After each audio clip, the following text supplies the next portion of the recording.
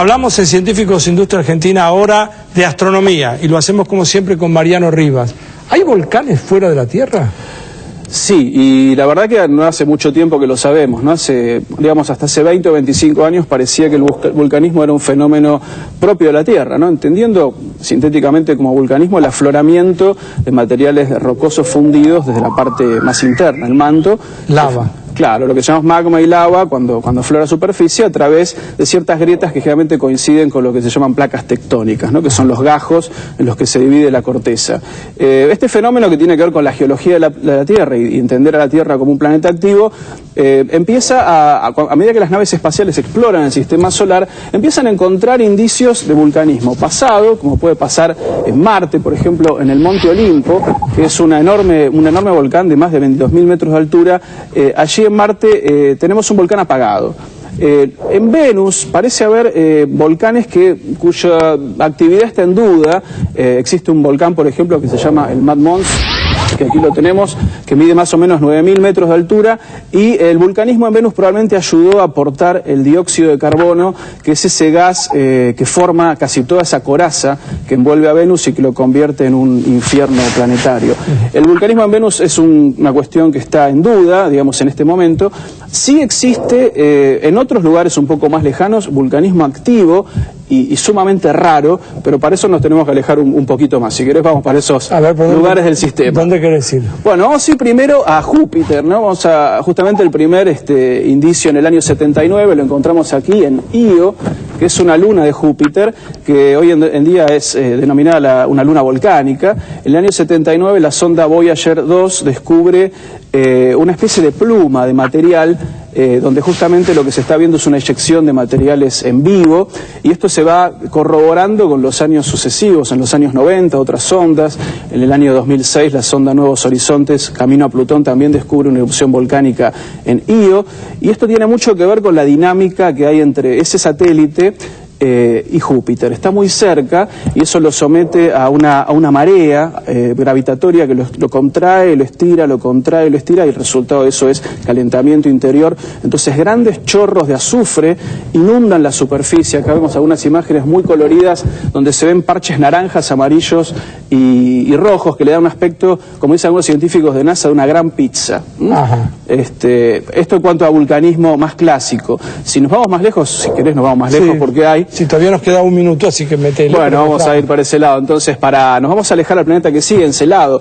Encelado es una luna de Saturno, que aquí la vemos, es una hermosa luna color blanco, que está llena de unas grietas, unas fisuras, y allí el vulcanismo en realidad es frío.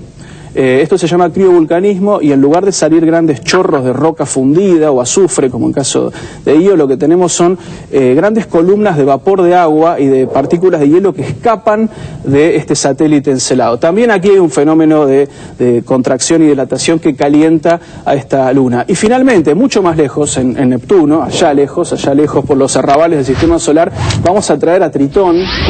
Tritón es una luna que también tiene criovulcanismo. Esto se descubre a fines de los 80. En lugar de expulsar chorros de agua o de vapor de agua, lo que sale, que está en las entrañas de Tritón, es nitrógeno líquido a temperaturas de 220, 230 grados bajo muy cerca del 0 Kelvin, ¿no? Estamos, sí, no muy lejos del cero absoluto. Así que tenemos en el sistema solar, resumiendo, lugares con vulcanismo pasado, como en Marte, sospechosamente presente, como en Venus, y abrumadoramente contundente, como en Io, la luna de Júpiter, Encelado, la luna de Saturno, y Tritón, allí en los arrabales del sistema solar, en Neptuno. Él es Mariano Rivas, habla de astronomía y lo hace aquí en Científicos Industria Argentina. ¿Sabías qué? ¿Sabías qué? Los organismos más diminutos son la base de la vida en nuestro planeta. Un ejemplo son las diatomeas, algas unicelulares que se encuentran por billones en los mares de todo el mundo. Estos organismos microscópicos son responsables del 45% de la producción de materia orgánica de los océanos.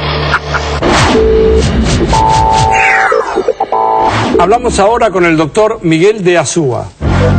Nos visita hoy Miguel de Azúa, doctor en medicina por la UBA, máster en historia y filosofía de la ciencia por la Universidad de Notre Dame.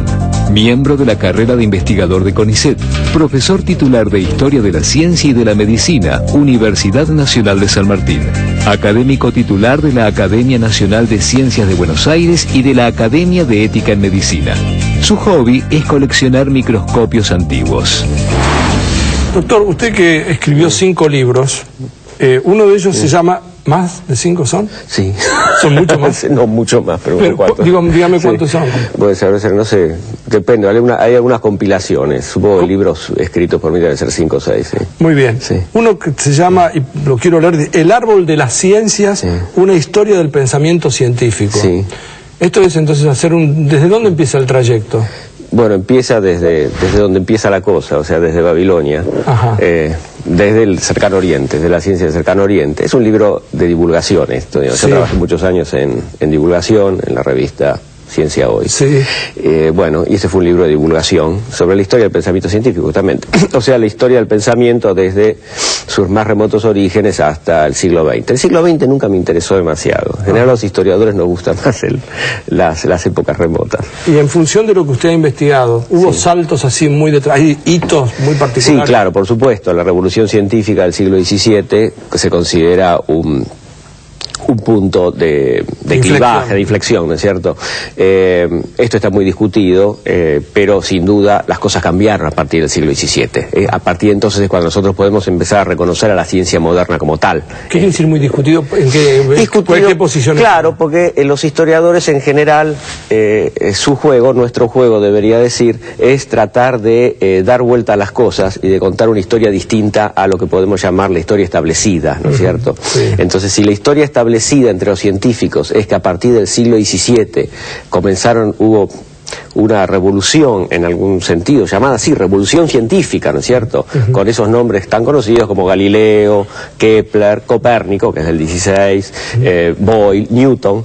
Entonces, bueno, muchos historiadores en los últimos 20 o 30 años trataron de demostrar que las cosas no fueron tan así, y que la transición no fue tan brusca, y que en realidad ya había elementos que podíamos llegar a considerar ciencia mucho más atrás. Y ahora el hecho de que todos hubieran emergido aproximadamente en el mismo siglo, ¿no es también una consecuencia de lo que venía pasando antes? Porque, por ejemplo, Einstein llega a su fórmula y si no hubiera llegado él, era muy probable que otras, porque era el momento justo. Einstein llegó primero, pero digamos, lo mismo con Newton y Leibniz en el cálculo. Exactamente, ahí es un caso muy clásico. O sea que de dos lugares diferentes, personas que no se conocían, llegaron a las mismas culturas conclusiones. Muy distintas. Claro, o sea, por eso le pregunto si no era esperable. En todo caso, ¿cuáles eran los acontecimientos que estaban pasando para que llegáramos al siglo XVII de esa forma? Bueno, eso es bastante más complicado de decir, porque eso es un grado de macrointerpretación al que uno difícilmente se arriesga. Bueno, yo le pregunto porque no sé. Sí, por supuesto.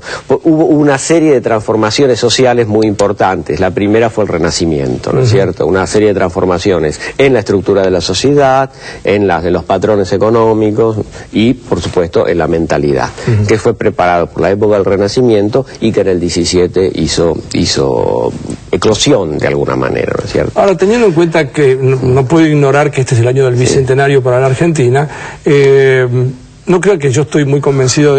Para mí el Bicentenario es algo así como el 31 de diciembre que uno dice Feliz Año Nuevo y cree que con eso cambia todo. Pero bueno, es una manera de celebrar algo, celebrémoslo.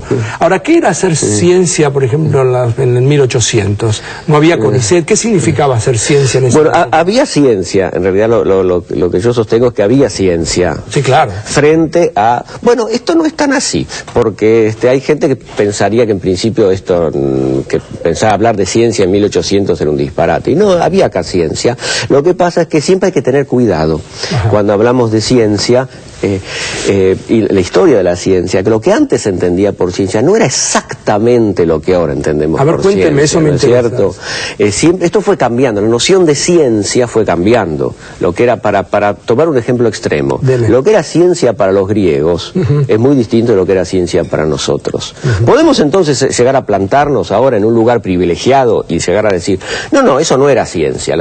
Bueno, esto es, digamos... ¿Pero qué es lo que ellos creían que era? En el caso de los griegos, digamos, bueno, los griegos tenían, con la fuerte influencia del pensamiento matemático y sobre todo del geométrico, que es característicamente griego, obviamente, la ciencia era un proyecto deductivo, era alcanzar ciertos principios y a partir de esos principios firmes deducir hasta lograr conclusiones que nos dijeran algo acerca del mundo natural. Ahora sabemos que esto no funciona del todo, pero funcionó o se creía que funcionó durante muchos siglos. Entonces hay que tener en cuenta lo que para ese momento era la concepción de ciencia. ¿Y en la Argentina? Y en la Argentina de 1800, bueno, la cosa venía muy pegada a lo que podemos considerar la ciencia que se enseñaba en las universidades de la época colonial.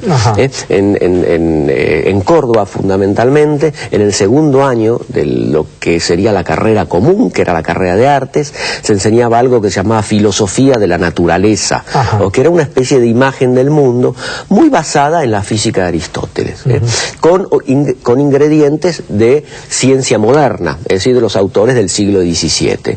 De todas maneras, era una enseñanza de tipo conservador, a pesar de que hubo algunos autores que introdujeron novedades, básicamente una enseñanza de tipo conservador. Ahora, aparte de eso, digo que esto es lo que yo propongo, aparte de la universidad, había un montón de cosas dando vueltas. No hay que mirar solo lo que pasaba en la Universidad de Córdoba, hay que mirar lo que pasaba en Buenos Aires, y en Buenos Aires pasaban cosas muy interesantes.